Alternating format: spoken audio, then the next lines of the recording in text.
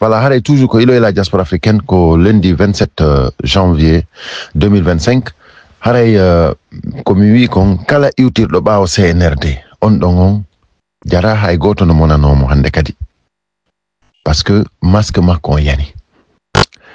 wano ba wuri premier ministre on foyi ɗon andi fop laaɓani fof ko fi honɗum o waɗa ɗon wano honno Bassirou Diallo fop laaɓani fof ko fi honɗum o waɗa ɗon hina fi gollangol lagine dey ba wuri hina fi gollangol lagine dey Bassirou Diallo na fi gollangol lagine dey siko fi ɗum yaltinanela ñalande wotere nde ɓe waɗi golle maɓɓe ɗen c'est-à-dire golle maɓɓe ɗen fof ko gollangol CNRD yawgol noon ko galleji mum immingol délégation ji yaa ɗaha on fiyon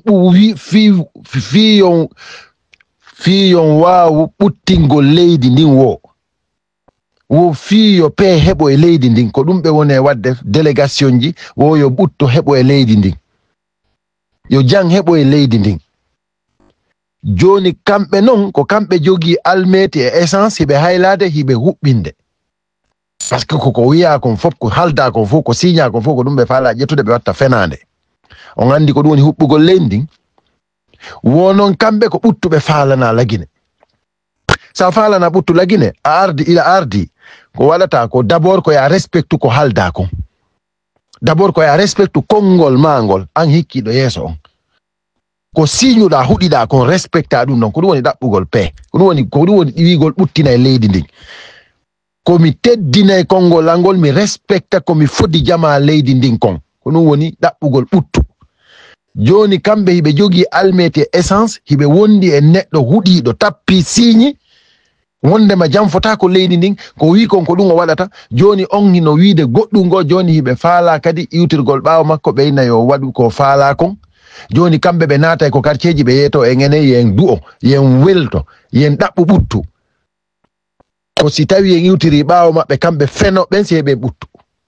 ko si tawi en iwtiri ɓaawo maɓɓe kamɓe fenoɓen si wawen heɓude jamɓe kisiye ko si en iwtiri ɓaawo maɓɓe kamɓe fenoɓen si enen heɓen no wuuriren si ɓiɓɓe men heɓoya no wuurira si taniraɓe men heɓoya no wuurira ɗum ko fenande noon hay goto watta ɗum ko ɗum waɗi si min inni en tant que meɗen ɗo yo Allah accu cellal ñiɓungal wallahi min jaɓata fena non jama on min jaɓata jama on jokka on e hoore fenande ɗum ɗo ɗen ko min andina e jama on fop ko laaɓi pos hina on jokketeɓe hande na on jokketeɓe janggo onon on laamu mongungu lanni donc haray onon wonaɓe interdisanede manifestation ko yon andu ɓe wonɓe yaltude surtout non ko réseaux sociaux onon ɗon miɗo toro on yon accu wonɓe waɗirde e angal faamu angal andugol ko huwe acce fi honɗum décourage gol yimɓe ɓe yo yaltan défenda droit ji mum ɗin acce ɗum acce wigol manifestation kala yaltuɗo ko duwaɗo ko wareteɗo acce accusugol yaltoɓe dénonce ko woni feƴƴude ko leydi men kon dénoncer wonɓe warde himɓe ɓen dénoncer CNRD dénoncer kala immiɗo wari goɗɗo hay goto ala droit immagol wara goɗɗo nangugol goɗɗo yaha sokamo hay ɗum ɓe ala droit si tawi ko fi manifestation fi honɗum par ce que ko kamɓe woni ala wadde laawol hande CNRD ko woni wadde kon fo ndaare ɓeɓe CNRD nangi fo ɓeɓe ɓe soki fo ɓeɓe ɓe wari fo ndaare ko feƴƴi zéro kode ñanden le 1er décembre onon ɗum ɗo ɗen fo e angal courant angal ndiyam angal cellal angal no wuurire himɓe ɓen no jiɓode e hoore mum goɗɗo na yalto holla mettu ɓernde mum mo yalti ɗon ɗen holli mettu ɓernde mum on ɗon mo inni yalta e manifesta o autorisatake on andi ɗum ko ɗum na ɓuttingol leydi ko ɗum woni huɓɓugol leydi ko kamɓe duwa ɗon yanande waton yanam miijiɗo manifestugol ko ɗum mi tori on onon ɓe ala e faamude ɓen faame ɗum ɗon ko droit mo aduna Allah fof jogi ko fi honɗum guine jonkan duwaka utiliser de on droit ɗon onon joni si yama manifestation to wayi wastay ko crime si innama tum manifestation joni hande kadi non ɗum ɗon duwaka on anda ko droit moɗon ko fi honɗum ɓe confiscata droit mon on dara ɗon onon innon ɓe et puis ɓe puusa on fi on innu yon ƴetta e pinka ko woni interdit kon ko woni crime kon ɓe puusa on onon tawon ko ɗum ɗon suusuɗon joni wolugol droit mon on suusata est ce que hiɗon miijitade si ƴetta e pinka no woodi autorisaɓe ƴettugol pinka hina onon ɓen ɗon yo waɗu golle mum ɗen onon waɗe golle mon ɗen wowle haala ko hanɗon wowlde darane droit ji mon ɗin imposé hoore moɗon imposé droit ji mon ɗin wata goto jattan on droit ko aduna Allah on fop newnani aduna on hadi c'est un droit constitutionnel yaltugol manifesta partout e nder aduna on hay sa landike autorisation de manifestation a jonnaka autorisation on sa informiɓe si on yalti hiɓe jogii kamɓe ko ɓe duwa ko encadrugol on parce que hay goto ala droit nangugol on soka ma fella on surtout si tawi hawri hina fero kaaƴe hina fero leɗɗe hina sunno pine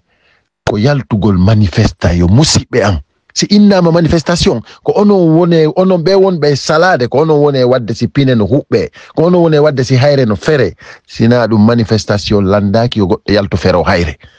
ko payɗon onon iɗon faala sabotude ko ɗum fayɓe woni énervagol immo yaha sunna fi watto on yalto sabotonɓe ɗum ɗo ɗen on andi ɗum ɗo ɗen c'est à dire ko onon woni bonnude combat on parce que ɓeɗo ɗen ɓe jogaki doole ɓuri en ko jama on ɓuri jogi doole hande on yi machine mo ɓe waɗi on ko yaltugol sensibilisa himɓe inna fi wata gere waɗo e leydi ndin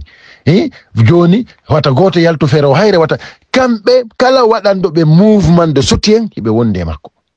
koye ɓe ƴetto enveloppe ɓe jonne kala daraniɗo gonga on ɗon ɗen ko felleteɗo on ɗon ɗen ko aybinteɗo on ɗon ɗen ko soketeɗo onon on jaɓa e wurgol e sifandi leydi onon ɗon sikkude ɗum ɗon ɗen wawi continde ɗum ɗon continta ça ne marchera pas wimi en sali ɗum marsata kala eɓɓuɗo wondema ɗum ɗon marsayi ko wimi ko sama kala o jokki parce que ça ne marchera pas wata goto décourage wata goto décourage o ande wondema kala iwtirɗo ɓawo président Cellou Dalein Diallo o hersoyta on yii penale ko ɓe jokki kon na hari ɓe inni Fodé Ousou Fofana yeytawtiɓe na on nani ko wi kon hari déjà min mi haalani on c'est à dire ɓe wonɓe sabotude ɗon ko ɓen yalti UFDG yeytawoy CNRD groupe bandi ko ɓen faala sabotude Fodé Ousou Fofana anda ndimu Fodé Ousou Fofana ngu kanko o laaɓani noon o inni wo hay politique ko ñande sello areti o kanko areti hay politique c'est-à-dire hina on gotum onon non sikkude kanko siko mbuuɗo jokkino mbuuri ko heɓuɗon kon onon o heɓay no ɓuri ɗum poste mo jogi ɗon on o heɓay no ɓuri on teddungal ko heɓuɗon c'est-à-dire kanko ko teddungal e ndimu o wondi